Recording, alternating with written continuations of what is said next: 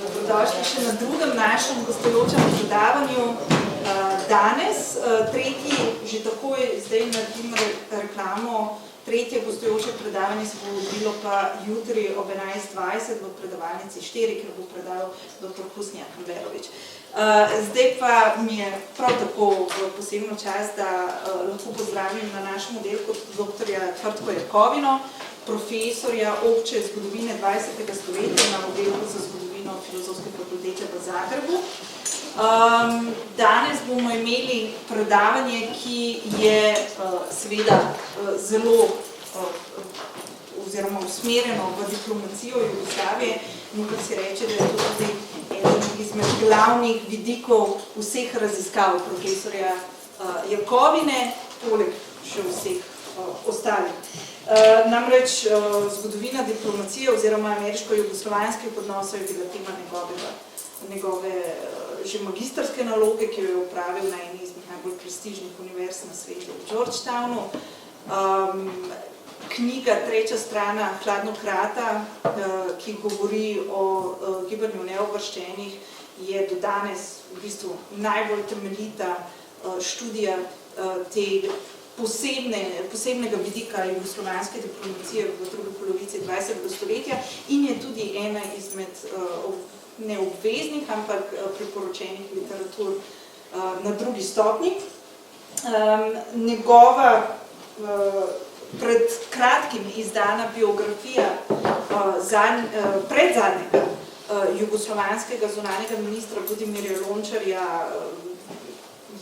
dobiva izjemne kritike, ne samo zaradi novih odkritij, ampak tudi iz metodološkega stališča. Prav tako je dr. Jakovina, podobno kot profesorca Stojanović, družbeno angažiran zgodovinar in stalen komentator v medijih.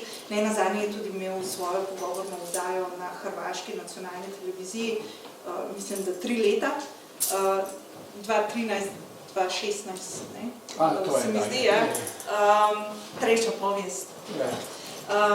Prav tako je redni predavatelj na svetovnih univerzah. Mislim, da jutri ima predavanje na univerzi Harvard v Bostonu. Idući tjedan. Naslednji. Ker smo prvotno pogovarjali tukaj vmes, in jaz sem pa seveda ponosna, da je izbral obisk v Ljubljani namesto v Bostonu. Tako da, dr. Jakovina. Hvala lijepa.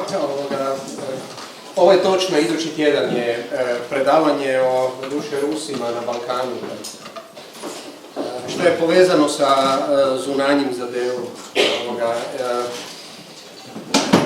Hvala vam lijepa. Meni je ovo, mislim, drugi puta da govorim u Ljubljani o sličnoj temi. Ja sam se dugo vremena bavio vanjskim odnosima i još ću se vjerojatno nastaviti baviti, iako možda moj interes će nešto malo se ili vratiti Sjedinjenim državama, ovisi dijelom o tome što će i kako će Galeb u Rijeci biti pretvoren u muzej, zapravo muzej neuvršćenih, koji bi trebao ove godine završiti u luci ispred Rijeke.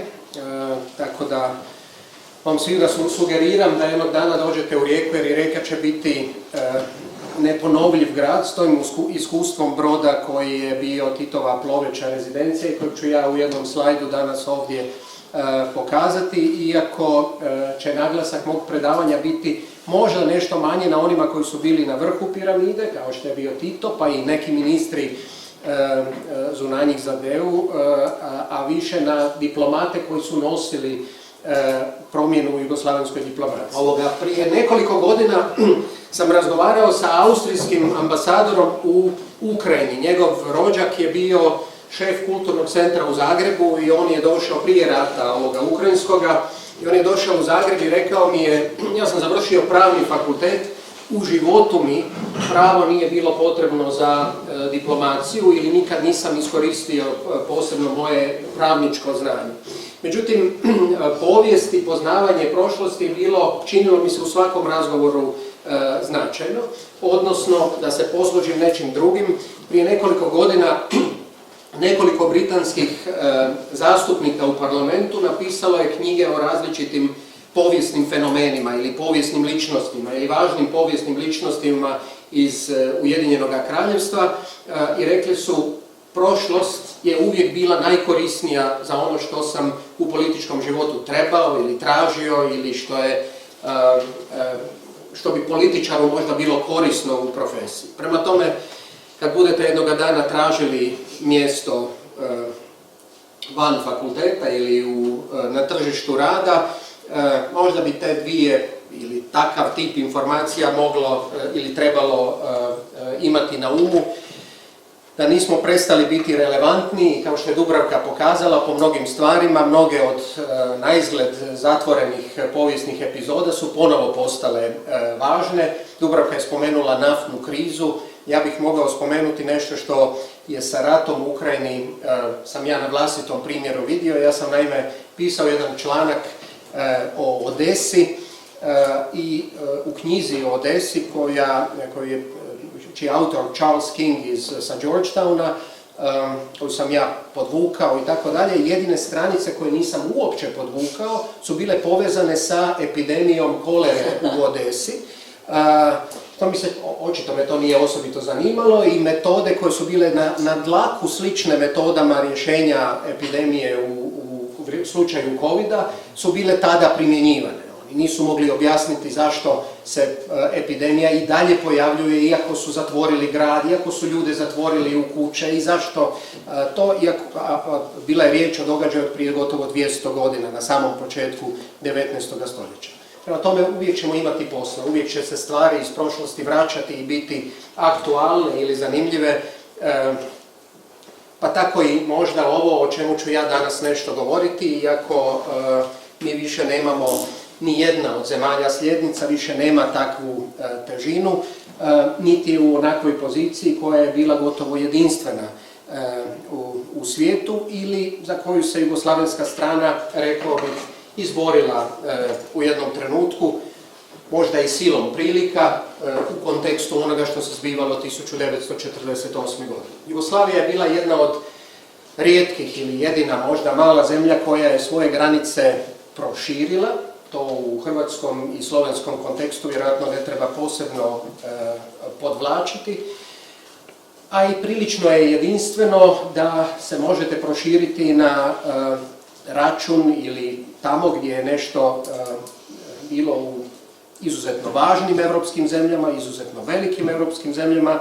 Italija je u međuratnom razdoblju imala i u razdoblju nakon završetka Drugog svjetskog rata, unatoč svom porazu, imala puno važnije i aktivnije mjesto nego što ga ima danas možda sa krizom u vanjskim odnosima posljednjih 30-ak godina. I taj položaj, možda ovdje treba mijenjati, taj položaj je naravno 48. godine izdefiniran, ja ću se vratiti na kartu, ali možda samo prije toga bih rekao sljedeće. Dobar diplomat je netko tko zna dobro analizirati prilike u zemlji u kojoj je akreditiran ili u svijetu.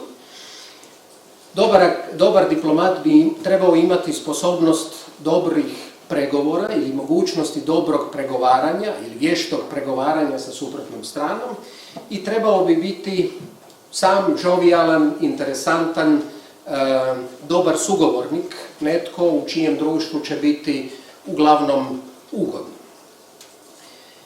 U jugoslavenskom kontekstu, ja ću ih kasnije pokazati, možda među najboljim analitičarima je čovjek kojega ću ja danas više puta spomenuti, ministar Budimir Lončar, koji je bio i osnivač službe za analizu u Ministarstvu vanjskih poslova i koji je u tome smislu bio možda najbolji.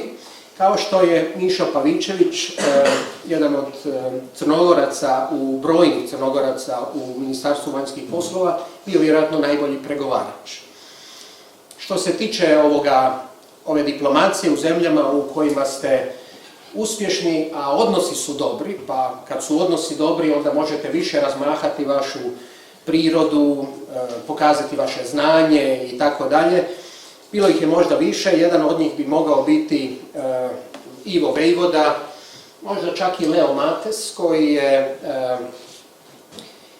unatoč svom beskrajnom znanju ostao razmjerno suh, ali kao što mu je u jednoj epizodi rekao Josip Đerđa, govoriš francuski bolje od profesora na Zagrebačkom sveučilištu, znaš bolje tehniku od inženjera koji je završio strojarstvo, ali nemaš kreacije, nemaš invencije.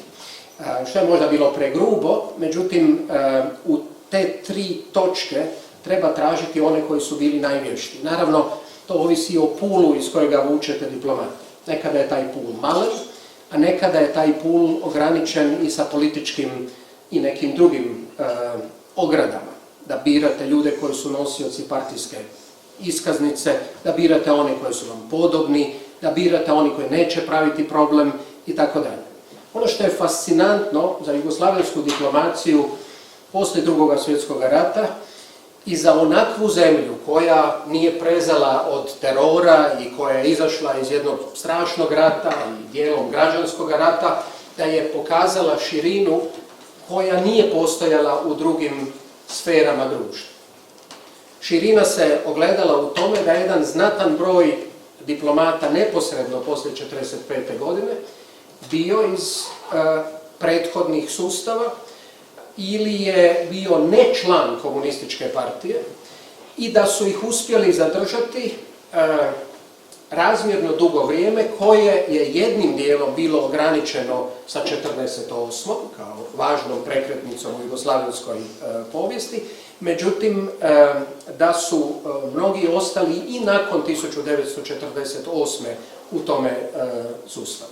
To u kontekstu kakav je Jugoslavija bila nije uobičajena stvar, rekao bih, i pokazalo je čak i jednu snagu, bez obzira što su mnogi od bivših kraljevskih ili bivših diplomata koji su bili na strani jugoslavenskog partizanskog pokreta, iako sami ne, niti članovi partije i slično, često u sebe imali diplomate koji su bili iz partizanskog kruga i koji su u tom smislu bili sasvim pouzdani, a bili su brojni, ja ću ih neke ovdje nabrojati. Politika se vodila u ovoj zgradi, iz ove zgrade je zapravo ona osmišljena i često je u historiografiji previše toga bilo svedeno isključivo na Tita ili isključivo na one koji su bili u hijerarhiji na najvišim mjestima. To je jednim dijelom točno, međutim nemojte zanemariti individualnosti i osobe koje su bile u pojedinim zemljama i koje u ono vrijeme i sa onom tehnologijom do Beograda nisu mogle doći u svakom trenutku ili nisu mogle doći brzo i računajte da Beograd često nije mogao niti reagirati brzo zbog unutrašnjih problema, zbog neorganiziranosti koja je nekada u ministarstvu postojala. Mnogi od tih ambasadora radili su posao sami ili su bili puno samostalniji nego što su to ambasadori koji su se pojavili u nekim kasnim vremenima. Ja sam ovo naslovio između Vladimira Velebita, koji nije bio šef diplomacije, ali bio je de facto šef diplomacije i broj 2 u sustavu. Ovdje ga vidite sa vaše desne strane sa svojom suprugom Verom Becić-Velebit, koja je pokopana, čija je urna položena u grob Velebitovih na Zagrebačkom Mirogoju prije jedno mjesec dana, otprilike. Bio je to zanimljiv, umrla je u 100. godini od covida.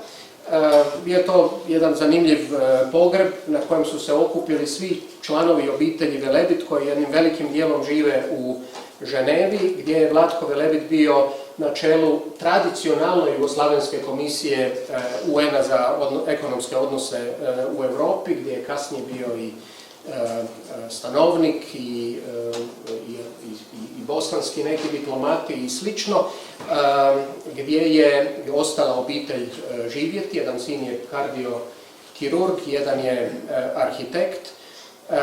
Svi su došli i prisjetili se gospođe Velebit, koja je umrla 3 godine starija nego njezin suprug. On je umro u 97. godini.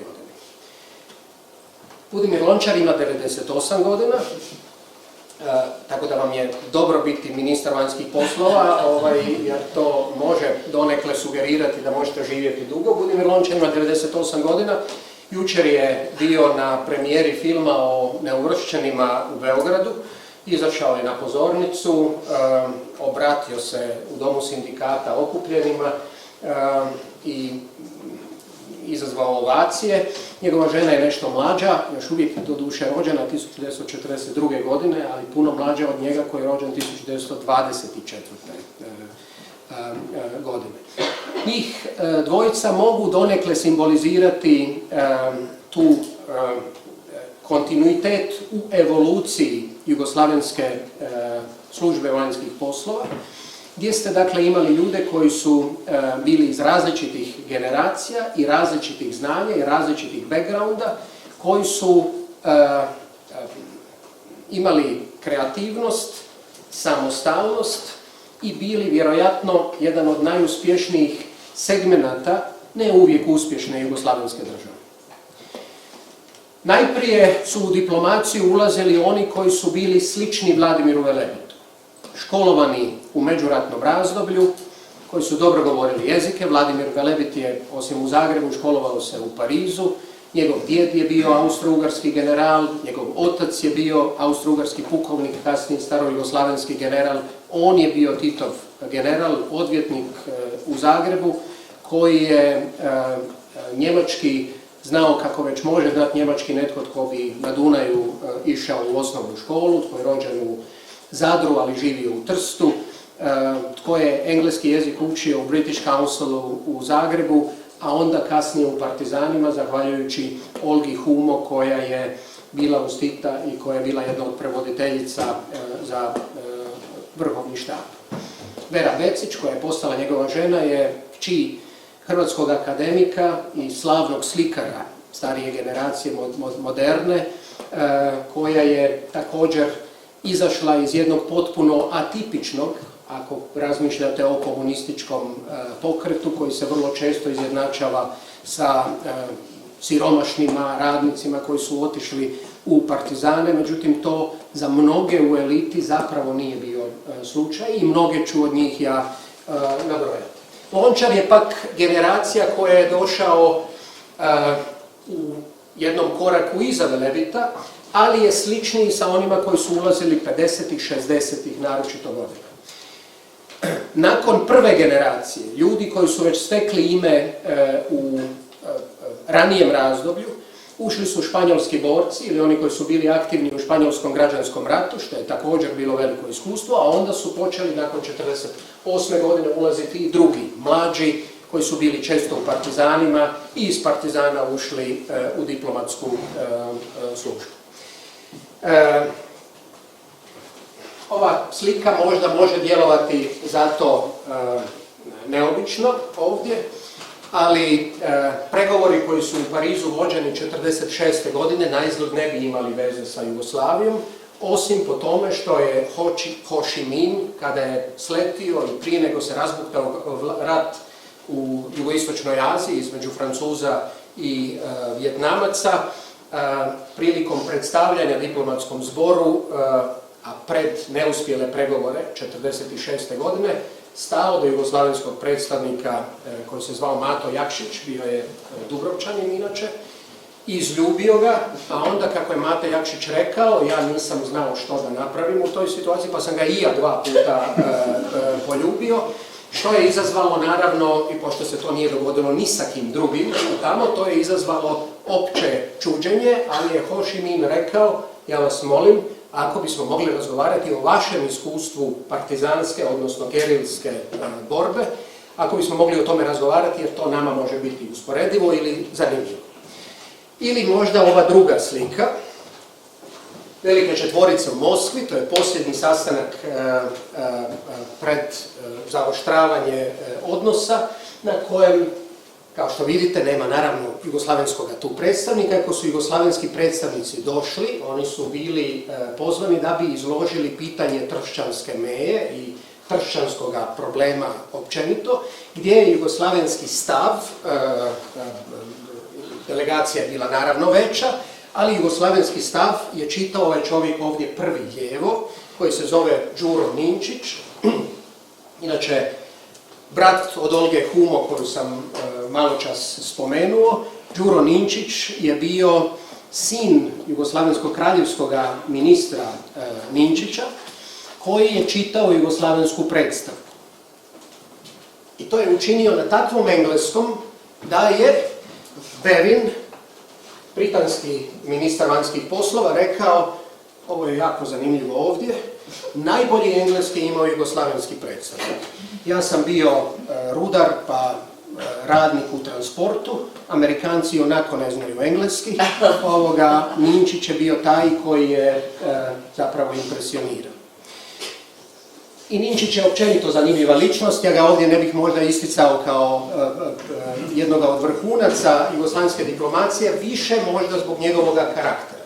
Ninčić je bio čovjek koji se gotovo sramio vlastitoga znanja, sramio koliko bolje zna neke stvari nego što to znaju drugi ili s njegovi sugovornici. Bio je kasnije zadužen za, između ostaloga, NN grupu zemalja, o kojoj ću ja nešto reći. Što se tiče ostalih koje bih istaknuo, ja sam ih sada naveo nekoliko, ali mnogi su imali karakteristike koje sam naveo u samome početku. Dakle, znanje jezika naravno je često vrlo važno, to je alat s kojim ostvarujete komunikaciju, iako ono naravno nije uvijek bilo presudno, mada sigurno ograničava nekoga u suradnji. Jugoslavija je katkada slala ambasadore koji su bili politički i koji nisu govorili dobro jezike, možda je najnotorniji su, iako to rade i neke druge zemlje puno desetljeća kasnije, tako da možda je najnotorniji slučaj bio sa Vladom Popovićem, koji je iz Moskve postavljen za ambasadora u Sjedinjenim Američkim Državama, ali on i onako nije trebao predstavljati profesionalnog diplomata, nego zapravo političara koji je progovarao u ime jugoslavenskog vrha ili govorio kao jugoslavenski vrh 1948. godine u kontekstu sukoba sa Staljinom. Vlado Popović je imao i takvu metodu rada, ali je koristio ono što je Jugoslavija odjednom dobila. Jugoslavija je odjednom dobila, postala interesantna, postala je drugačija, a ti diplomati koji su možda i mimo toma imali kreativnost, sada su dobili mogućnost da se ta kreativnost razmaša, da postanu, da se nađu u jednoj situaciji gdje su mogli pokazati srčanost ili želju za dokazivanjem određene pozicije koju mnogi nisu sami po sebi prihvatili, koji mnogi nisu sami po sebi vjerovali da je jugoslavenski prekid sa Staljinom bio događaj koji je bio tako dramatični ili mogao imati dramatičnu reperkusiju. Međutim, ako pogledate samo ovu kartu, onda je potpuno jasno što je u strateškom smislu jugoslavenski iskorak zapravo značio i pretvaranje zemlje u nešto što nije bilo u Europi u tom trenutku vidljivo ili što nije postojalo. Oni koji su trebali tu promjenu objasniti svijetu su mogli biti diplomati poput Vlade Popovića, koji je dakle govorio stav politbiroa, ali i brojnih drugih koji su bili uz njega. Generalni konzul Jugoslavije u Čikagu tih godina bio je Vladimir Vukmirović, inače iz Trstenog kod Dubrovnika, Srbin katolik, koji je bio u Čikagu gotovo 9 godina. Čitavo vrijeme, dakle, netko tko se zadržao iz starojugoslavenske diplomacije i koji je nastavio služiti u Titovoj diplomaciji. Miodrag Marković je bio generalni konzul u Njujorku još duže nego što je to bio Vukmirović i također je bio preostatak iz kraljevske diplomacije.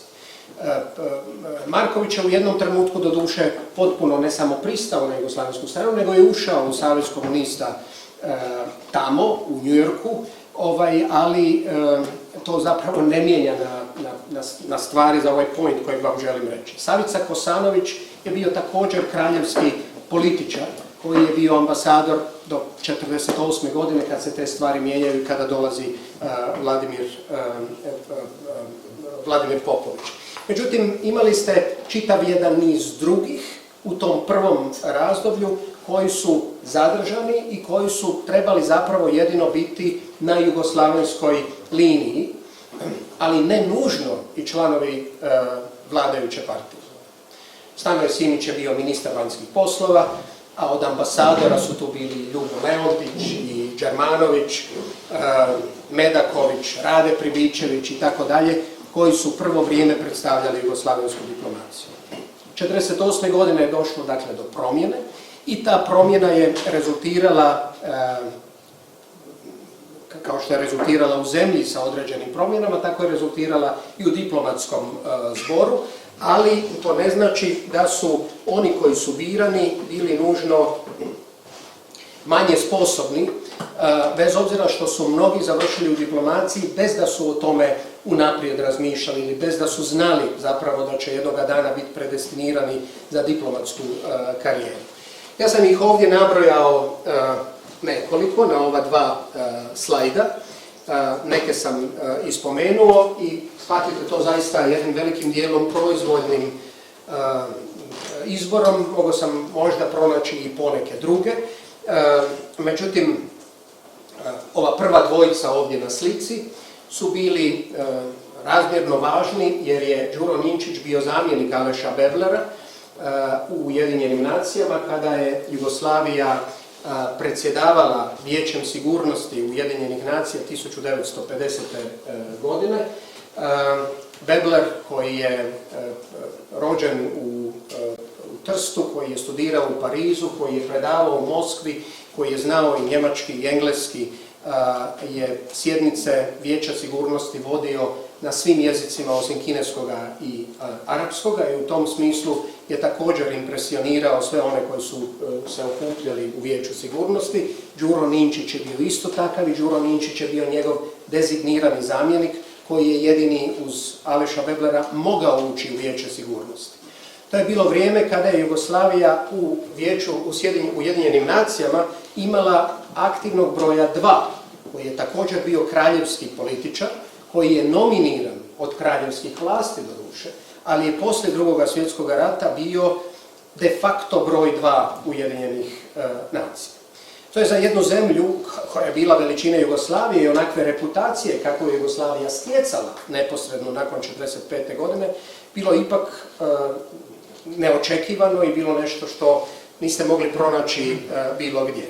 Ova druga dvojica diplomata koje imate ovdje, Joža Vilfan, koji je krenuo kao diplomat u Ujedinjenim nacijama prije Beblera, dakle imali ste dva Slovenca odmah iza Drugog svjetskog rata, su bili važni za pronalaženje drugih dijelova svijeta koji ulaze u jugoslavensku diplomaciju. Jože Vilfan je bio obrazovaniji od Đerđe, Đerđe je bio samouk, Jože Vilfan je imao strukturirano, dakle sa završenim pravnim fakultetom. Đerđe je možda interesantniji zbog toga što je bio samouk kao tipograf, kao grafički radnik koji je u međuratnom razdoblju svaki dan prelomio, znate što znači prelomiti, prelomio po jednu knjigu i tako zapravo pročitao po jednu knjigu dnevno i postao je izuzetno talentiran u mnogim sferama života. I drugo, imao je želju naučiti jezik, ne uvijek dobro, ali je mogao naučiti jezik. Pa kako su Đerđe iz Arbanasa kod Zadra, njemu nije bilo teško usavršiti albanski kada je bio ambasador u Albaniji, nije mu bilo teško naučiti engleski, a bio je jedan dalmatinski karakter u pravom smislu riječi, vrlo buran, glasan, koji je znao iskoristiti istančane senzibilitete zemalja poput Indije i Egipta u koje je bio poslan, baš kao i Vilfan, i gdje su njih dvojica 50. godina, Vilfan je bio prvi jugoslavenski ambasador u Indiji, gdje su njih dvojica shvatili da postoji potencijal u svijetu koji se tek rađao i da Jugoslavija može pronaći spojnicu u tim zemljama. Ja ću sad za kratko se tu zaustaviti. Dakle, njih dvojica su to sugerirali Beogradu da prepozna važnost Indije, trećeg svijeta u nastanku prije nego je Beograd reagirao. Đerđa je imao u tom smislu rasprave sa Kardeljem, koji je ostao više evropski političar nego što su to njih dvojica u Egiptu i u Indiji prepoznali. Međutim, treba se možda vratiti u ono vrijeme kada je u dijelovima Jugoslavije, Slovenija je tu bila izuzetak, ali kada je u dijelovima Jugoslavije na Kosovu bilo više od 90% nepismenih, kada je u Hrvatskoj bilo 18% nepismenih, 48. godine, 18% nepismenih u Hrvatskoj. U tom svijetu, koji je puno drugačiji svijet, jedna od najsiromašnijih evropskih zemalja, se imali skupinu političara, diplomata, koji su prepoznali potencijal. I kako je Milovan Đilas, koji putuje 53. godine na kongres socijalista Azije i onda odlazi u Burmu, sam napisao u jednom članku koji se zove Istočno nebo, gdje je rekao, ja letim iz toga svijeta koji izgleda puno bogatiji nego što je svijet u kojeg je u Indiji i Burmi zatekao. Iako niti moja majka, niti mi koji smo živjeli u crnogorskim selima nisu imali nikakve osobite higijenske uvjete i to nije puno drugačije, pa smo i mi u tom smislu slični Aziji nego što je to možda drugi dio svijeta ili drugi dio Europe, ali postali smo zanimljivi po toj originalnosti, po mogućnosti da istisnemo iz sebe originalnu misao, da učinimo nešto što će dati glas i nama koji smo toliko siromašni i toliko bili rubni, i to je vrijednost koju je Jugoslavija bila ostvarila. I to je bilo u određenom smislu zaista herojsko vrijeme i ono nije bilo jednostavno. Ono nije bilo jednostavno po tome što je 1948. godine kompletna ambasada Jugoslavije u Otavi prešla na Staljinovu stranu, na sovjetsku stranu. Svi, ostao je ambasador sa jednim diplomatom, za kojega je rekao, taj je doduše otišao 6 mjeseci kasnije jer je bio četnik. Dakle, ostao je sam. Ali se to događalo i u brojnim drugim, i ne samo istočnoevropskim ambasadama. Dakle, dogodilo se to u Kairu, primjerice, gdje je ambasador otišao na stranu IB-a i gdje je bivši ambasador postao IB-ovac i završio na Golom otoku. Zvao se Ešref Badnjević, inače zagrebački jedan odvjetnik koji je branio komuniste između dva rata, kojega je kralj u Egiptu zamolio da izađe van, inače će ga proglasiti persona non gratom, zbog toga što je radio sa antimonarhističkim grupama u Egiptu. Pa je povučen, ali i jedan i drugi su bili IB-ovci. Dakle, u toj situaciji je diplomacija morala s jedne strane se očistiti ili pronaći pouzdane članove diplomatske službe, a u isto vrijeme dokazivati da je jugoslavenski prekid sa Staljinom bio stvaran, da nije varka, da je pomoć potrebna, i pokazati treću stvar, koja je osobito bila vidljiva u nekim većim diplomatskim zajednicama, kao u Sjedinjenim državama, i tu vam sada govorim ono što sam pisao između ostaloga i kod Lončara, a to je sukob između dviju škola. Jednu je predstavljao Bebler, a drugu je predstavljao Vlado Popović u Sjedinjenim Američkim državama. Treba li Jugoslavija pokazati da je ostala dosljedna na komunističkoj liniji, samo ne na sovjetskoj liniji, ili treba u tom smislu se odmaknuti od svoje komunističke, od onoga što je u zemlji i zapravo pokazati jednu uljepšanu sliku koja ne bi bila stvarna. I tu je došlo do sukoba između dvojice koji su bili partijski nejednakom statusu. Bebler je bio kandidat za člana politbiroa, ali koji su bili obojica na diplomatskim, šefovskim mjestima. Dakle, to su sve bili problemi koji su se u jugoslavenskoj diplomaciji u isto vrijeme našli. Imali ste sukob i Beovaca, imali ste sukob oko jugoslavenskog budućega puta i imali ste potrebu diplomata da objasne koji bi put za Jugoslaviju mogao biti iskoristiti, koji bi Jugoslavija put mogla preuzeti ili krenuti njime u ovoj situaciji koja je bila tako problematična, gdje je stradalo nekoliko stotina jugoslavenskih graničara, gdje je iznutra došlo do izolacije, gladi i sl. U takvom trenutku je u jugoslavensku službu ušao i Lončar, između ostaloga, koji je nešto mlađi nego ovi koji su ovdje na listi, ali u takvom trenutku je došlo i do drugog originalnog odmaka Jugoslavije. Zemlje koja je bila beskrajno evropska zemlja, bez obzira što je, kako Đilas kaže, bila sličnija nekim od azijskih zemalja. Bila je silno evropska jer je trebalo razumjeti, jer je svijet van Europe bio dalji nego što to danas se može uopće zamisliti. I trebalo je pronaći sličnost ili želju da se povežete sa zemljama koje su bile još siromašnije i tako jako udaljene. I Tito je krenuo tim putem na svom prvom velikom putovanju galebom, tek nakon što se osigurao na zapadu. Prekid sa Sovjetskim savezom i prekid s Rusijom, i to možemo danas vidjeti vrlo dobro u kontekstu svega što se događa, naročito u nekim dijelovima bivše Jugoslavije, nije došao niti lako, niti je bio prirodan mnogim. Jugoslavija je graničila sa uglavnom zemljama koje su bile naslonjene na Sovjetski savez. Jugoslavija je imala jedan veliki dio stanovništva koji je želio dobre odnose sa Rusijom i dio stanovništva koji se bojao prekida sa Rusijom. Neki su to činili zato što su bili vjernici u komunističku ideju i vjerovali da je prekid sa Sovjetskim savezom naprosto nekomunistički, da ne može jedina Jugoslavija biti ispravna, a sve druge slavenske zemlje u krivu.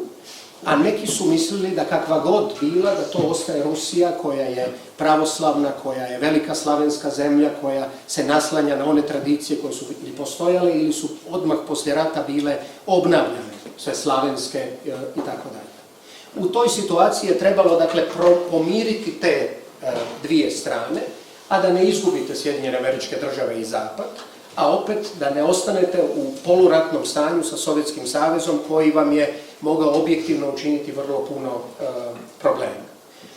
I treće, počelo se propitivati postoji li mogućnost odlaska negdje drugdje. Postoji li mogućnost da Jugoslavija počne igrati nekakvu posebnu ulogu ili što se uopće događa van evropskog prostora. Ja inače imam dokumente koje su britanski diplomati pisali kad je Tito došao 54. na 55. godinu u Burmu, Indiju, pa onda opet u Indiju, gdje je Tito bio prvi bijeli državnik ili evropski državnik koji dolazi u službeni posjet Indiji, gdje je bio prvi ikada koji se obratio Indijskom kongresu, gdje je prvi koji sudjeluje na njihovim partijskim sastancima kongresne stranke, gdje je dobio prvi doktorat u Burmi na Rangunskom sveučilištu, gdje je 1500 jugoslavenskih mornara i političara otišlo u više tjedno putovanje oko svijeta. Neki britanski diplomati su rekli zašto ih vodi toliko, jel se boji što će se dogoditi u zemlji kada se vrati, ili da pozove ljude sa sobom. Britanski ambasador u Jugoslaviji je pak na to odgovorio nema opasnosti da će njegova vlast biti tu, vjerojatno su Jugoslaveni to iskoristili za turističko putovanje jednim dijelom. Ali je možda važnije nešto drugo. On je rekao, britanski konzul u Kalkuti je rekao, znate, malo ih iz jugoslavenskog užeg tima govori engleski jezik. I to stvara probleme. Ali Tito se trudi donekle govoriti engleski i o sebi je stvorio toliko pozitivan dojam, koji je puno pozitivniji od britanskog imidža o Britancima, a on je bio prvi bijelac kojega su ikada vidjeli, a da nije bio britanski kolonijalni političar ili netko iz kolonijalnog aparata. I u tom smislu se stvorila određena atmosfera koja je kasnije proradila, i tu je sada važno kakav ste osobno, koja je proradila između brojnih ličnosti, od kojih je na ovoj slici sa Nasserom bilo lakše uspostaviti taj kontakt nego sa Nehruom. Nehru je bio zapravo razmjerno hladan i Nehru u odnosu na Tita dolazi iz sasvim drugoga staleža, obrazovanja i tako dalje. Međutim, ovaj ovdje Zagorac, ili kako je jedan profesor ovog fakulteta prije više godina na trgu Maršala Tita, tada još uvijek u Zagrebu, rekao, tako malo znamo o tom čovjeku koji je navodno hrvatskoga i slovenskoga porijekla, na što su ljudi počeli skandirati Rus, Rus. Dakle, taj Zagorac ovdje, čija je mama iz Slovenije, koji je bio dugo vremena najbolje odjeveni državnik na svijetu i koji je za sebe rekao, kao što možda znate, ali kad su ga pitali kao klinca, što želiš biti kad odrasteš? A on je rekao, želim biti konobar. On su rekli, pa zašto konobar? Pa konobar je tak lijepo obučen uvijek, sa mašnom i slično, koji je stvorio krug ili prepoznao da bi se u trećem svijetu sa zemljama koje se nisu htjele opredijeliti niti za istok niti na zapad i birati između dviju ideologija koje su bile evropske ideologije. I marksizam i Adam Smith su zapravo evropske ideologije, izabrati nešto između ili treći put uspio se nametnuti kao jedan od ključnih čimbenika u svjetskoj politici. Za to ste trebali imati prvo snažnu ili fleksibilan intelekt, recimo to tako, one koji su bili sposobni tu politiku razraditi i pretvoriti u aktivnu, djelujuću, važnu i koji su mogli nositi kontinuitet. Ja sam više puta spomenuo i to ću ovdje spomenuti opet. Činjenica da je Jugoslavija bila u stanju, onakva zemlja sa ljudima koji su isti kao što su ljudi danas u mnogim dijelovima Jugoslavije, postaviti jednu političku platformu i prilagođavati je mijenjajućim uvjetima u svijetu, kao što smo čuli u Dubravkinom predavanju, koje su različite 50. i 70. godine, i ostati dosljedna u toj politici, što je jedna od važnih elemenata politike malih zemalja. Dakle, male zemlje same po sebi teško mogu utjecati na prilike u svijetu, ali ako su dosljedne u svojoj politici i ako se jasno zalažu za ista načela, onda mogu postati ozbiljni čimbenici ili netko čije se mišljenje može slušati ili biti u posredovanju i tako dalje. Tako je to bilo ovdje. Činjenica da su to uspjeli postaviti i da je to sa Galebom patentirano kao jedno od putovanja, odnosno politika koje su bile hodočasničkog elementa, jer koje su imale sustav hodočašća gotovo, je fascinantno, koje je, dakle, jedan od svojih vrhunaca doživjelo sa konferencijom nesvrstanih u Beogradu. Ja naravno o tome neću sada govoriti, ali ću doći do druge faze te politike. Samo da bih podvukao ono što se čini, što se meni osobno čini uvijek nepravednim u kritici politike neuvršćenih, koja je još tijekom jugoslavenskog razdoblja, a naročito poslije, bila često kritizirana kao neevropska politika ili politika koja je Jugoslaviju neopravdano izvlačila iz evropskog konteksta u dio svijeta kojemu ona ne pripada. Prvo, to nije istina. Jugoslavija je sa svojom objektivno važnom ulogom u velikom dijelu svijeta i zbog toga u multinacionalnim organizacijama poput Ujedinjenih nacija, ali ne samo Ujedinjenih nacija, dizala vlastitu vrijednost i dizala vlastitu ili stvarala vlastitu težinu, koja se između ostaloga reflektirala i na Europi ili evropskoj politici 70. godina i 80. kada se stvara ili pregovara oko početka konferencije o evropskoj sigurnosti i suradnji i onda kasnije organizacija koje su proizašle iz konferencije o evropskoj sigurnosti i suradnji, u kojoj su neutralne i nesvrstane zemlje imale posebnu ulogu i nastupale kao blok ili su bile zajedno navođene. Ako pogledate ovdje društvo u kojem se nalazi Jugoslavija, to je društvo nekih od najrazvijenijih zemalja Europe ili svijeta, koje je Jugoslavija iskoristila da bi riješila neke od svojih političkih, pa i graničnih i manjinskih pitanja sa nekim od tih zemalja. U tom smislu rješenje slovensko-austrijskog pitanja, manjinskog, je bilo osobito važno, kao i nekih drugih odnosa koje Jugoslavija ima. I drugo, Jugoslavija je čak po cijenu da su neki unutar Saveznog sekretarijata za vanjske poslove kritizirali tu politiku, jer je Jugoslavija bila u društvu sa Švedskom puno strožom što se tiče ljudskih prava i nekih od zakona, nego što je to bila primjerice Italija, koja nikada takva pitanja nije postavljala, ali je to objektivno bio alat ili jedan od alata kroz kojih je Jugoslavija djelovala u europskom kontekstu. Tako da je Jugoslavija stvorila politiku koja je bila politika, doduše to je kritizirana fraza bila, sa sva četiri strane svijeta. Jugoslavija je razmjerno uspješno riješila pitanje odnosa sa Zapadom, iako su oni započeli katastrofalno loše. Popravila je odnose sa Sovjetskim savezom čim je Staljin umro i dok su tu situaciju mogli iskoristiti, da ih ublaži.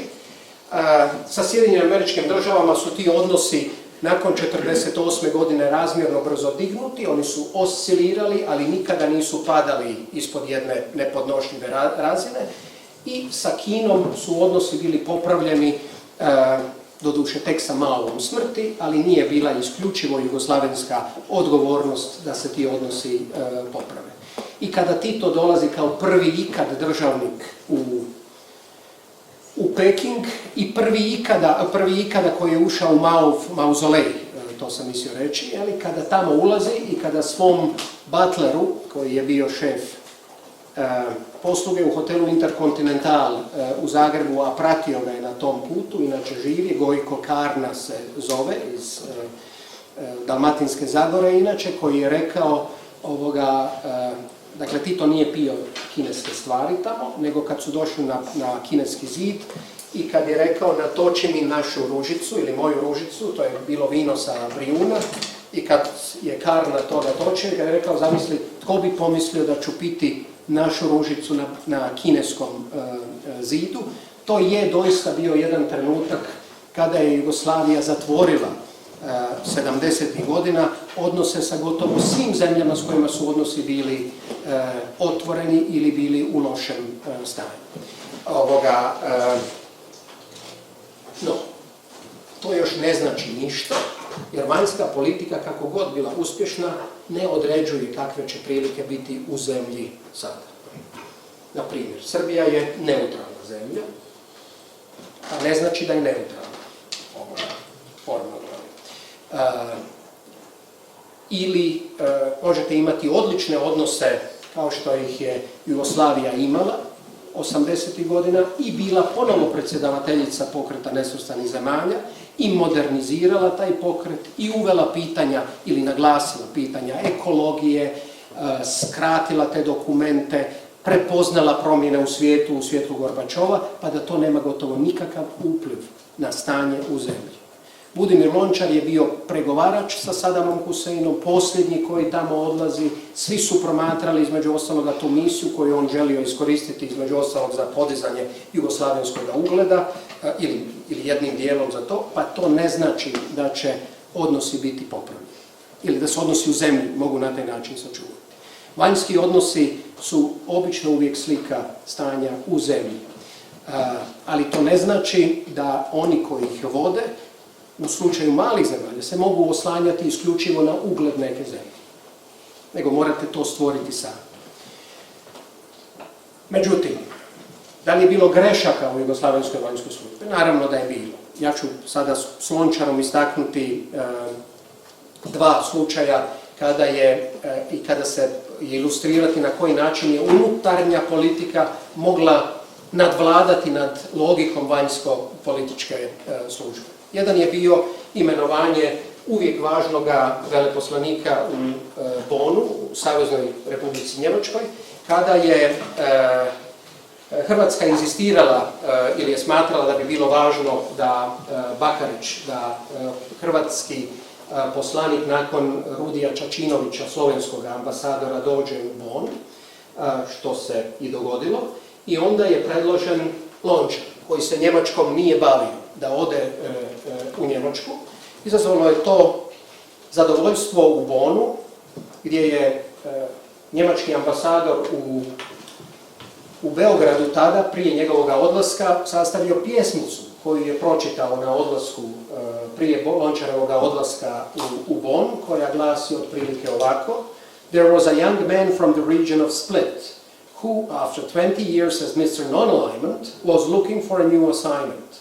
Experienced, clever and witty. Sa suprugom, extremely pretty, he thought an embassy would most be fit. So one day, naravno incognito, he went to see respectfully drug Tito. Anti-block and free, Mr. President, said he, is Yugoslavia's line and government. But non-alignment could slow down in merely verbal embers. What we need, sada, now, are new and well-developed members. Of all your true and faithful clan, i ja, nesumnjivo, the truest, nesvrstan.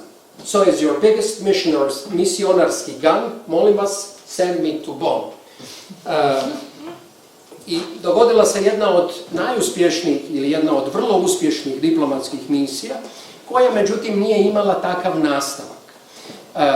I kako je vanjska politika mogla biti poražena, pa i Tito od unutarnje politike, i tu citiram sada Lončareva sjećanja u jednom slučaju, u drugom citiram izvore, je bilo inzistiranje Republike koja je tada imala pravo na mjesto, bila je Bosna i Hercegovina, gdje je Branko Mikulić inzistirao da jedan od onih koji su bili u njegovom klanu ili onih na koje je Branko Mikulić utjecao, Radovan Makić, bude poslan u Bonn. I jest. I nije bilo zadovoljstva niti u Saveznom sekretarijatu za vanjske poslove, pa niti u vrhu Jugoslavenske države, tako da je Tito rekao: tko je taj drug, ja ga ne poznam. Rekao je: druže predsjedniče, ako ne vjerujete meni, onda zapravo, da ja garantiram za budućeg ambasadora, onda zapravo ja nemam vaše povjerenje. I Tito je popustio. I poslao je Radovana Makića, koji zapravo se nije bavio vanjskim poslovima. Dogodilo se to još jedanput. Nakon 1984. godine, 83. godine, 84. godine, kada je drugi kandidat, Mića Rakić, bio poslan u Sjedinjene Američke Države. Prije toga je bio ambasador u Ugandi i član predsjedništva BiH. Amerikanci su došli u Beograd. George Bush je došao u Beograd, potpredsjednik Sjedinjenih Država. I rekao je: imali ste do sad sjajnog ambasadora u Washingtonu, možda bi bilo dobro da pošaljete nekoga ko će biti podjednako experienced.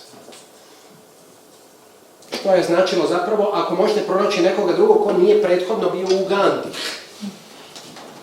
Ali je Branko Mikulić ponovo rekao: ako je bio dobar za člana predsjedništva Republike, bit će dobar i za ambasador. Ja se to ispričam na Čarajfu Dizdareviću, koji je rekao da i još je tražio produženje boravka, da mu je žena bolesna, evo on je umro prije žene, prije par godina. Tako da je bilo naravno različitih slučajeva i različitih pogrešaka, koje su bile osobne, međutim to je bila ogromna diplomacija. Ako uzmete kontekst iz kojega je nastajao i kontekst ljudi koji su u nju ulazili, pogotovo kasnije kada kad su se ambasade diversificirale i kada se kadrovska politika diversificirala. Ovaj početak kojeg sam vam ja pokazao, ovdje možete vidjeti ogroman broj kadrova koji dolaze iz 3 republike, 2 posebno, Slovenije i Hrvatske. Kasnije dolazi puno veći broj iz drugih dijelova Jugoslavije jer je naprosto obrazovna struktura se popravljala u tim republikama i Makedonija koja je najprije imala 1300 visoko obrazovanih kadrova, ukupno 1300 poslije završetka Drugog svjetskog rata, je u međuvremenu stvorila svoje obrazovane kadrove i naravno da su ti ljudi počeli ulaziti u diplomaciju i diplomacija je postala puno složenija i nacionalno raznovrsnija nego što je to bila na samome početku. To vrijedi i za druge manjine i već prema tome kakva je bila politika ključa u Jugoslaviji. Ja ću sada završiti s tim da su male zemlje, dakle, dominantne u svijetu. Ima preko 50 zemalja koje imaju manje od 5 milijuna stanovnika, iako to možda u Hrvatskom i u slučaju bivših jugoslavijskih republika ne izgleda tako malo, ali preko 56 zemalja ili 54 zemlje s manje od 5 milijuna stanovnika, koje dakle su čimbenik kojeg ne možete zaobići na svjetskoj političkoj sceni. A problemi koje imamo su problemi koji su opći. I ja ću ponoviti dijelom i na taj način zatvoriti ono što je rekla Dubravka sa onim što može biti završetak mog predavanja. Klimatske promjene nas se tiču svih. I izbjeglička kriza nas se tiče mnogih u svijetu ili ogromnog dijela čovječanstva. I opasnost od nuklearnog oružja koje smo mogli zaboraviti 2015. godine, ali danas je nešto što je opće prisutno. I na način na koji Jugoslavija 60. godine u predkonferenciju nesvrstanih neka od tih pitanja dirnula, kao pitanje nuklearne opasnosti, su zapravo i dalje relevantne.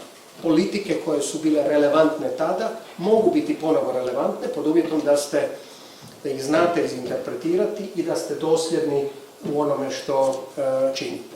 Sve naše zemlje, pa čak i koje su ušle u Europsku uniju i u NATO, su se mogle nasloniti na neka od tih iskustava i pokazati ovog puta Europi da su zemlje Afrike, gdje će do 2050. godine biti 10 najvećih gradova na svijetu, koje su naše prvo susjedstvo, da mi imamo možda određeno iskustvo, da smo neke stvari znali, da smo neke stvari mogli činiti s tim zemljama. To može biti jedna od naših niša, koje nećemo imati niti u naoružanju u NATO-u, niti u glasu za evropskim stolom Europskog vijeća, kako god bili talentirani naši diplomati, što uvijek nisu, i kako god bile naše politike. Ali ako su dosljedne, nešto bismo možda mogli napraviti da se naprosto čujemo. Evo, ja ću tu stati sada i pustiti da...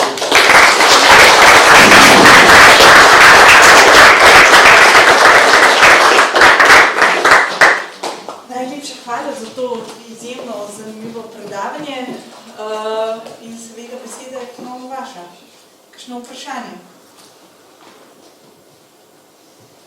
Profesor? Dobro, slušajte, mi sada nemamo nacionalnog ključa u Sloveniji, mislim, znači nemamo koliko procenta Štajerca, Kosca, Primorca i tako dalje, treba da bude u diplomatiji. Jedini je zapravo kriterij više-manje stranački. Kod nas je jedini I iako neki od tih diplomata nisu, ne znaju ni slovenski, barem po ono što čitam, znaš, kamo neki dobro strane jezike, pa me interesuje u Slovenačkoj, naročito u 90. godinama, u slovenačkoj publicistiki pa i historiografija, a slično u Hrvatskoj, stvorio se neki mit da zapravo su u jugoslovenskoj diplomaciji prevladavali Srbi. Je to istina ili nije? Da, u administraciji je, ja često na to pitanje govorim tako da postavim pitanje koliko se Dubrovčana nalazi u službama Ministarstva vanjskih poslova u Zagrebu danas. Dakle, vrlo malo. Dakle, naravno da je tehničko osoblje, da su oni koji su ulazili u službu pa i kasnije, pogotovo kad je uvedena politika ključa, da je bilo nekada više kadrova koji su dolazili iz Srbije. Što se tiče broja ambasadorskih mjesta, to nije nužno slučaj. Međutim, naravno, uvijek se postavlja pitanje kako brojite kvotu primjerice Kosova. Kosovo je imalo kvotu Albanaca i Srba, pa je Bosna i Hercegovina imala 3 nacije koje su ulaze. Hrvatska je imala jako puno Srba, tako da je naravno broj Srba bio veći nego što je bio drugi, ali u postotku, recimo što se tiče rukovodećih funkcija, kadrovi koji su bili, dakle, na primjer, mislim da se on zvao jedan od glavnih pregovarača sa Svetom stolicom, nakon prekida diplomatskih odnosa, prije uspostave diplomatskih odnosa je bio slovenski diplomat koji je bio rodom, osim vjenčanjem, žena mu je bila Slovenka i on je bio po partizanskom putu u Sloveniji, ali je bio Vojvođan, inače, Srbin iz Vojvodine. Dakle, kako ga brojite? Miro Krejačić je bio zagrebački student i tako dalje, je bio na slovenskoj kvoti. Dakle, tu je možda teško u svemu odgovoriti. Dakle, te liste su poznate, ja te liste imam, neke sam objavio u ovoj zadnjoj knjizi o kojoj ćemo govoriti sutra, sa imenima kadrova koji su odlazili, kako se to raspoređivalo, mislim. Tako da je odgovor također ne može biti potpuno jednoznačan. Da, bila je, što je logično, u zemlji gdje je Srba bilo najviše, bilo je najviše Srba. Međutim, ako brojimo po kvotama republika, onda ta stvar se izbalansirala više nego što bi možda na početku ili u startu moglo tako izgledati. Što se tiče ovog prvog neposrednog razdoblja, kao što sam rekao, tu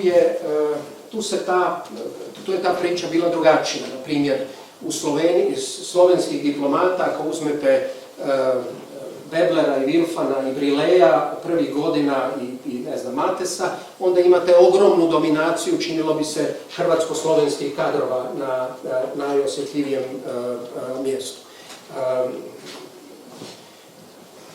Ili ne znam, u isto vrijeme je bio ambasador u Sjedinjenim državama ili u Ujedinjenim nacijama i u Moskvi netko iz Hrvatske. Mates pa je bio Karlo Mrazović u Moskvi nakon 1948. godine, koji je tamo poslan zato što je imao takvu neupitnu revolucionarnu prošlost kao borac u Mađarskoj revoluciji 1921. godine, da je to bio način na koji je Jugoslavija željela poslati poruku, tu smo još uvijek, nismo promijenili vjeru, ali to je imalo mali upit. Tako da je ovo otprilike odgovor. Drugo, postoje problemi koje, ne znam da li mlađi ovdje znaju. Plaće u Beogradu su bile manje nego što su bile plaće u Sloveniji. Slovenija je dobivala, kako su to zvali ovdje pežorativno, kolonijalni dodatak. Slovenija je davala razliku u plaći onima koji su išli na službu u Beogradu. Hrvatska to nije davala, primjerice, i mnoga od zanimanja su bila neatraktivna. U Beogradu je trebalo naći stan, a dobili ste manju plaću. Neki su zagrizli jer su pozicije bile vrlo visoke, ali nisu svi. Niže osoblje ili srednje osoblje to možda nije uvijek bilo spremno učiniti. Ali to je federirana država, to je naprosto tako išlo. Milka Planinc, koja je bila predsjednica Saveznog izvršnog vijeća, se upitao kako izgledao vaš Beograd. Ona rekla, moj Beograd je završavao u četvrtak. Ja sam u četvrtak navečer sjedala u avion i išla u Zagreb jer je familija bila, djeca su bila u Zagrebu. Jednom u kazalištu u Beogradu. I Slovenci su išli, uglavnom, nekad su išli avionima, a kad je bio Stane do Lanca, oni su išli vlakom. To je bio poznati vlak Stane do Lanca gdje se kartalo i jelo kranjske kobasice. Što naravno kad su iz Hrvatske vidjeli, onda su se oni priključili tom vlaku, pa su do Zagreba se vozili vlakom, ali su bili tu negdje na vezi sa moćnim političarom koji je mogao na te stvari utjecati. Do Lanca se bojao leta, pa je onda išao vlakom. Dakle, to su bile, ali čini mi se neopravdano, kao što sam ja sada možda zvučao ovdje, neopravdano mi se čini iz ovoga tražiti tu sve raspade anti-jugoslavenske ili isključivo republičke nekakve filozofije, jer, mislim, to je bila federirana država, federalna država koja je naprosto imala neke od tih karakteristika. Kasnije to naravno je, pa i mnogi su onda to naglasili, tako da, ali mislim da za ovu prvu generaciju poslije rata tu, da mislim da to ne treba ja sam sad tu istaknuo dvojicu bosanskih političara jer mi je to bilo povezano, diplomata mi je to bilo povezano sa Lončarom, ali bih mogao sam naglasiti recimo i Makedonce koji su silno inzistirali uvijek ići u Bugarsku i Grčku. Uvijek su na tome inzistirali da bi njima prst u oko stavili. I to, ja imam to u jednom članku, Tito je u Igalu je i onaj Vili Galeb, tamo je sastanak gdje on kaže ja drugo neću ići u Makedoniju. Dogovorili smo se s Makedoncima da ne inzistiraju na određenim antibugarskim politikama, uopće ne slušaju. Što je zanimljiv citat u kontekstu Titove svemoći, pa i svemoći unutar vanjske politike, gdje su Makedonci su naprosto to željeli, a oslanjali su se na veliku zemlju. Ali s druge strane su Bugari jako Bugari su, da, s tim da mi nismo bugarski pritisak znali je li on sovjetski pritisak ili je to bugarski pritisak naslonjen tobože na Sovjetski savez. Tako da smo mi tu bili preoprezni, bili smo preoprezni jer se nije znalo da li Bugari govore ono što Sovjetski savez neće izgovoriti sam, ili su Bugari rekli, sad ćemo mi opaliti, pa neka onda šta Sovjeti mogu napraviti, ne mogu nas odustati od nas, mislim. Tako da je tu jugoslavenska strana bila osjetljivija nego što je možda trebala biti, ali je to dijelom odgovaralo odnosima ili reflektiralo zapravo odnose jednog dijela Jugoslavenske federacije s bugarskim kompleksom, odnosno s Bugarima. Tako da, inače Tito sam kaže, sve je dobro 70. godina, osim susjedskih odnosa. Tu stanje nije riješeno, a tu su Bugari bili glavni, kao neriješeno pitanje. Što je umrlo jedno vrijeme, da bi se sada ponovo probudilo sa ovom bugarskom politikom prema Makedoniji, da ne spominjem Grčku. Znaš šta, Husnija će ti sutra vratiti pa ćeš imati granicu u Zagrebu. Ali to je samo slučajno ispalo ovoga. Ovdje su ta dva primjera koje ja mogu lako argumentirati. Još jedno vprašanje. A kakva je bila uloga Edvarda Kardelja? Poznajemo, on bio teoretičar, geolog, bio je potpredsjednik vlade. A kako se on zapravo snašao kao ministar vanjskih? Dobro, u trenutku kad je on, Kardelj nije bio nesposoban načelno, tako da se snašao i u toj ulozi. Međutim, diplomacija od 1948. godine i uopće način na koji Jugoslavija funkcionira nakon 1948. godine je, dakle, tu su mnoge od diplomatskih stvari zapravo prestale biti pitanje vanjske politike i postale su dio unutarnjih odnosa.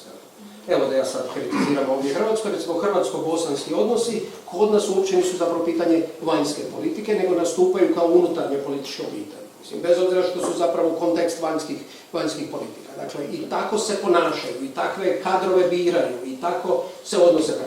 Tu je Kardelj došao zapravo kao što je Popović došao na čelo ambasade u Sjedinjenim državama, došli su kao dijelom simboli. I došli su kao oni koji su tu nedvojbeno zastupnici linije koja dolazi izravno od Tita i gdje su oni izravni sudionici u tom procesu. I čim je to razdoblje bilo gotovo, Slovenija je, Kardelj se zapravo vratio onom što je bila njegova prva ljubav, gdje se bavio sistemom i teorijom i sl. Konačno, sama slovenska strana, u trenutku kada se bira novi ministar vanjskih poslova, zadnji s Lončarom, sama kandidira, bilo je više kandidata koji su došli iz republike koje, kao Crna Gora, koje nikada nisu imale nekoga, pa je onda nudile su druge, ali Srbija je rekla to je bilo tradicionalno srpsko mjesto i slično. Vojvodina je imala vlastitoga kandidata o kojem se govorilo i slično. I Slovenci kažu pa konačno Kardelj je bio tako davno i u takvim kontekstu da zapravo bi trebalo zadovoljiti tu stranu da dođe slovenski diplomat, a ne političar koji je preuzeo tu funkciju. Mislim, ja kao što sam rekao na samom početku nisam spominjao Koču Popovića koji je bio, mislim, kojeg da ste tražili važnog ličnost, bi ste stavili jednu ličnost kao što je bio Koča ili Nikezić, koji su obojica imali savršeni francuski i bili osobe koje su mogle uspostaviti kontakt, ali nisu bili jedini. Dakle, ne znam, Mladen Iveković koji je bio ambasador u Saveznoj Republici Njemačkoj, ja isto tu epizodu opisujem gdje on čeka njemačkoga Erharda, njemačkog ministra gospodarstva na večeru, ovaj kasni beskrajno dugo, i jugoslavenski ambasador nazove njemačkog ministra i kaže: mi vas čekamo, ovdje su se skupili ljudi i dali ste mi veliku čast.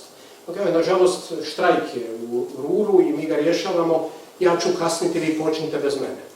I on kaže: ja mislim da je i vama čast da vas Titov ambasador poziva na večer, mi ćemo čekati. I večera je bila poslužena prije 11 sati, što je bila gesta nekoga koji je bio rubno diplomatičan u tom trenutku, ali je pokazivala težinu države koju je Iveković, koji je bio zagrebački liječnik, mislim, i sve su to bile njemačke diplome uglavnom, koji je nastupao oslanjajući se na ugled zemlje koja je bila disproporcionalno velika toj objektivnoj situaciji na terenu. Ali, znate, to su koristili i drugi. To je koristila, sam spomenuo ovdje Makedonca, to su koristili Slovenci u Trstu, isto tako. A šta je sa Slavenom Smodlakom? Smodlaka je kao šef protokola. Smodlaka je dolazio iz prvo familije koja je također jedna od ovih familija iz prethodnog razdoblja. Dakle, Smodlaka je bio austro-ugarski političar, pa je bio kraljevski političar, pa je onda bio šef vanjskih odnosa u Avnoju i bio je kasnije u Rimu. I njegov sin je bio šef protokola, bio je, mislim, na jednom ambasadorskom mjestu još iza toga. Dakle, možda ga ne bih ovdje izdvojio slajdom, čak niti kao neke druge koga nisam spomenuo, Srđu Pricu, recimo nisam spomenuo imenom i slično, ali je bio jedan od te ekipe koja je bila, bio čovjek koji je znao otprilike diplomatski zanat ili elemente diplomatskog zanata imao i prije nego je ušao u Ministarstvo vanjskih poslova. Tako da, kad gledate tu ekipu i kad gledate koliko je takvih ljudi bilo, vi ih imate jako puno za zemlju koja je izašla iz jednog revolucionarnog žara i koja je u tom revolucionarnom žaru mogla mnoge nevine staviti na Goli otok i činiti razne druge stvari, a ovdje ste imali osjećaj koji se čini filigranski, koji se čini jako odvagan, koji se čini jako odmjeren. Mislim da se to može u određenom smislu respektirati, mislim, što ne znači da ne bilo grešaka, ali je i trajalo 45 godina, mislim, tako da.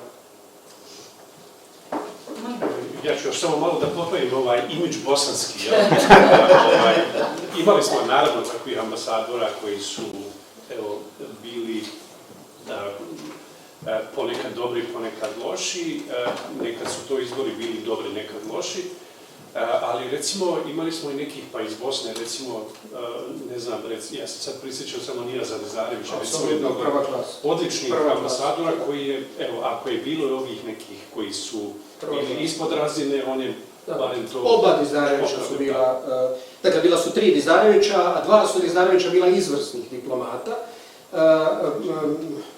Jedan je postao ministar, ali ova dvojica su bila sjajna, osim toga njihovo znanje jezika je bilo, naročito za zemlje gdje su bili slani, bilo super, tako da je to ostavljalo, mislim, vrlo dobar dojam. I drugo, jugoslavenska diplomacija je bila osjetljiva, na primjer, da je Slovenac uvijek išao u Cleveland za generalnog konzula, da je Hrvat uvijek išao u Pittsburgh za generalnog konzula, mislim, tako da je u tom smislu bila da u Vatikan su uvijek išli neki koji su bili katoličkog porijekla, odnosno backgroundom katolici unatoč ateističkom pogledu zemlje. U tom smislu ste zapravo imali, evo kao što sam rekao, stvari su bile odvaganije nego što bi se to gledalo iz konteksta brojnih drugih sfera života, unutarnjih poslova, možda, ili vojske, i tako dalje. Čak problem nastaje veći kada republike same počinju nominirati kadrove i kada to, što je uvijek jednim dijelom, politička odluka ili odluka da nekoga nagradite, da ga pošaljete u diplomaciju. Možda su tada znali biti izbori na koje savezni ministarstvo ima manji utjecaj nego što je to bilo u ranijim razdoblju.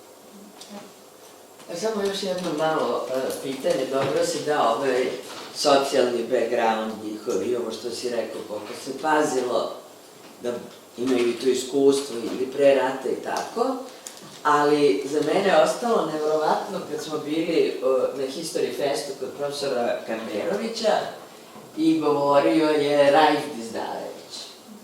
I govorio je o tome kako je doneta odluka o raskidu sa IB-om 1948. godine. I na osnovu čega su oni procenjivali situaciju, gde su sve bile dileme, strahovi i tako dalje. I sad to je bilo vrhunski uzbudljivo. A ja sam sedala s njegovom sestrom, koju znam inače iz Beograda, koja kad je on to završio, ona mi je rekla, sve je rekao, samo nije rekao da je tad imao 22 godine. Dakle, ta dimenzija, da su neki od njih bili tako mladi kad su donosili epohalne. Da, zapravo su svi bili mladi, osim dvojice. Tita, ekstremno mladi. Osim Tita i Hebranga. Hebrang je 48. godine ispao. Tito ostaje skoro 20 godina stariji u odnosu na sve svoje prve suradnike. I to je, mislim, ili skoro 20 godina, možda nije 20 godina u odnosu na Velebita, ali više od 10 godina stariji od Velebita. Dakle, to je bila velika koja je njemu pomogla, možda je pomogla i njima u želji da jednog dana nešto učine ili postanu nešto u jugoslavenskom vrhu i Titova reputacija koja je postala veća od Jugoslavije zapravo. Tako da, bila je, ali mislim ne samo mladost, dakle osim mladosti ste trebali imati određenu, mislim, trebalo se znati izmjeriti kad dolazite iz gradova kakvima su oni živjeli, iz sredina u kakvima su oni živjeli, iz struje koje je bilo, koliko je uopće proizvodilo se ponegdje, i onda dolazite u velike gradove i vi tu nastupate sa nejasnom slikom svijeta. Ivo Vejvoda je imenovan za ambasadora u Brazilu, u Rio de Janeiro, kad smo otvorili ambasadu u Indiji. Te su dvije ambasade trebale pokrivati Aziju i Latinsku Ameriku. Bez svijesti, kako vi iz Rija letite do Sao Paula, koliko letite, sad letite skoro 1 sat, ili malo manje od 1 sat. Koliko ondašnjim avionima letite da biste vi rekli, sad ću ja pokriti Latinsku Ameriku. To je isto bilo neshvaćanje dimenzija, uopće mogućnosti koje jedna mala zemlja ima i slično. Ali da vi uđete sa takvim osjećajem da možda možete promijeniti nešto, da možda možete pokazati svijetu, da možete biti aktivni pokretač određenih stvari, to unatoč mladosti su oni činili. Mislim, gledajte, imaju to i neke diplomacije u sadašnje vrijeme, a pretpostavljam, ne mislim da je to uvijek sretno, ili sav način na koji Ukrajina to danas radi, ali neki ukrajinski diplomati imaju tu taj žar, mislim to. Imali su to i neki post-jugoslavenski diplomati 90. godina. To se moglo osjetiti negdje u Ujedinjenim nacijama i tako dalje, koji su bili u tom smislu jako angažirani. A ovo je bilo s obzirom da je bila tako nevjerojatna situacija. I to situacija koja je, kao što sam ja govorio o ovome Hajduku, mislim, dakle, vi ne dolazite u prijateljski svijet, vrlo često, pa nije prijateljski svijet niti jugoslavenskih iseljenika 48. godine. 48. godine oni su uglavnom na Staljinovoj strani. U Urugvaju, u Argentini, u slično, mislim, stvarima. I to stvara jednu situaciju gdje se vi morate boriti sa svojim ideološkim ograničenjima. Da, mislim, jer ne može svi Slaveni na istoj strani, jedino Jugoslavija na drugoj strani. Kako to može biti?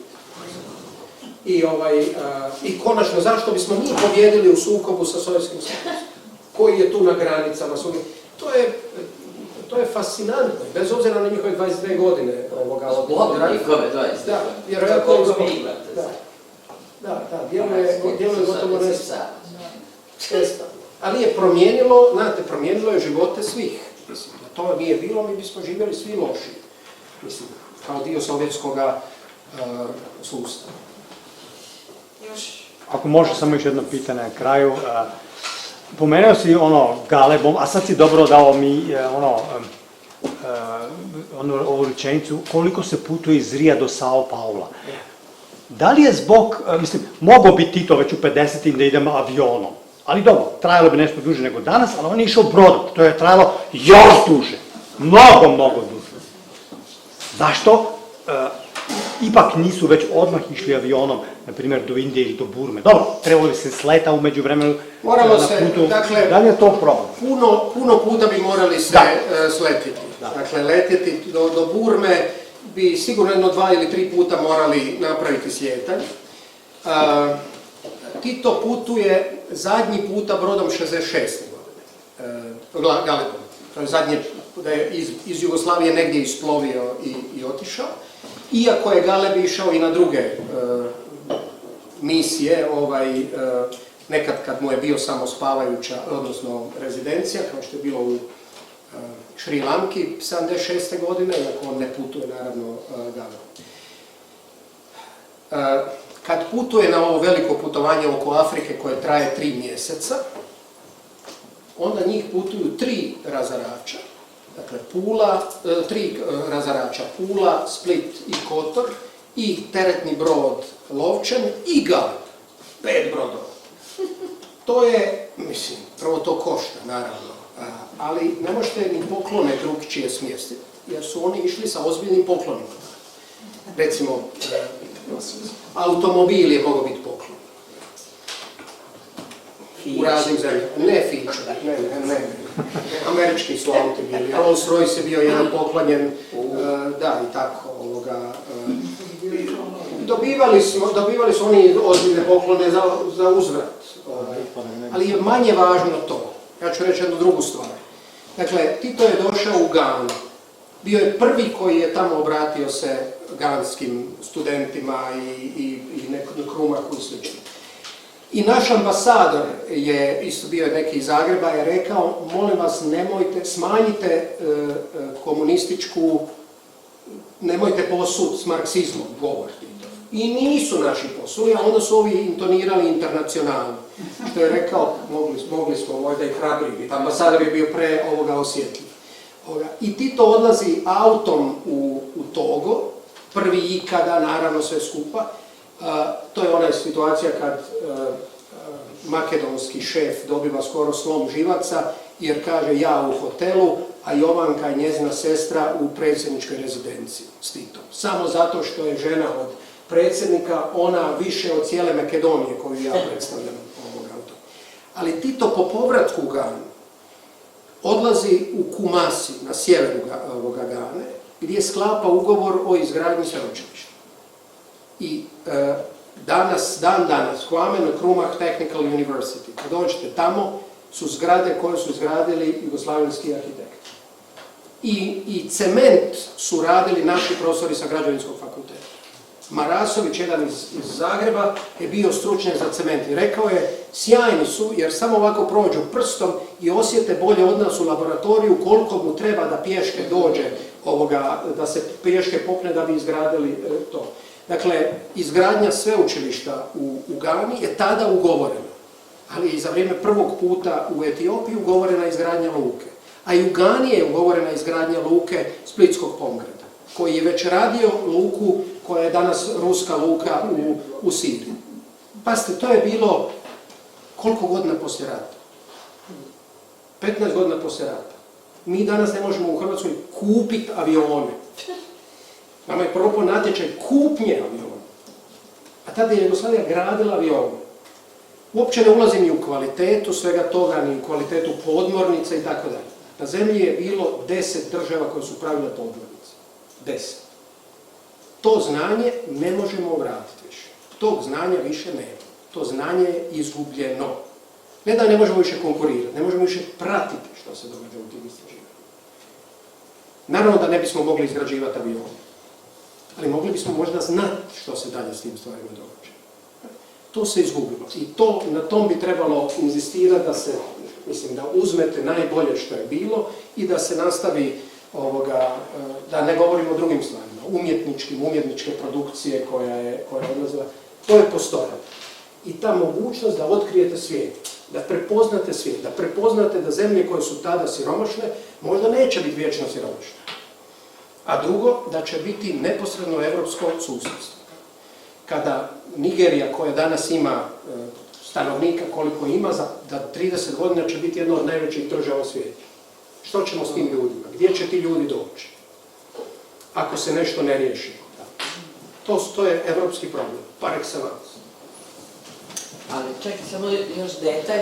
Kad je Tito išao prvi put kod britanske kraljice, tumačenje je bilo da on ide Galebom da bi došao sa svoje teritorije, jer Galeb je jugoslovenska teritorija, oni nisu imali avion koji je mogao letiti tako daleko. Pa dobro, ali to je bilo objašnjenje. Zašto bi išao u London brodom, jel? Pa dobro, to je bilo, ja sad ne bih rekao da je to, mislim, letilo se puno prije avionima, pogotovo do Londona. Ovdje imate jedan spektakl pomalo, kad dođete avionom. I stanete na mjestima gdje ste mogli stati, recimo. To je bilo smiješno, ja sam imao predavanje gdje sam pustio taj put Galebom. Galeb dolazi do Gibraltara i iznad Gibraltara su avioni, Englezi sa svojim avionima napisali Tito.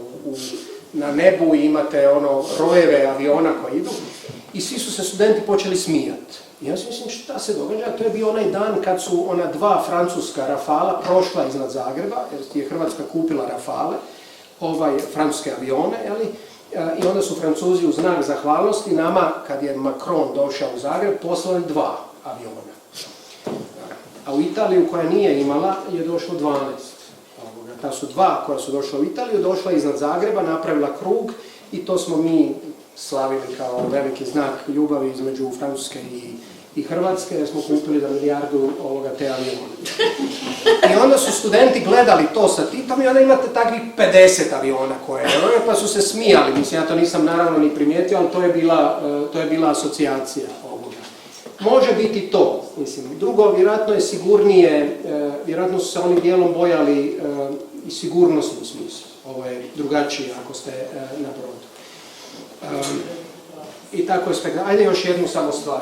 Ja sam inače pisao kad je umrla kraljica Elizabeta, članak u Jutarnjem listu i napravio sam, može biti zanatski zanimljiv, i napravio sam polovičnu provjeru. Uzeo sam Vladimira Velebita koji je bio ambasador i napisao sam njegova sjećanja kako je to izgledalo kad je kraljica krunjena 53.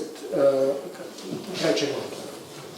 I Vladimir Velebit u svojim sjećanjima kaže došla su 2 Crnogorca, Peko Dapčević i Milovan Đilas, na kruni, dakle 53. godine posjet, 54. godine kruni. Došli su njih dvojica, još smo se mi šalili kako to ceremonija, srednji vijek i tako dalje. Ok, to sam ja napisao kad je kraljica umrla u članku jednome.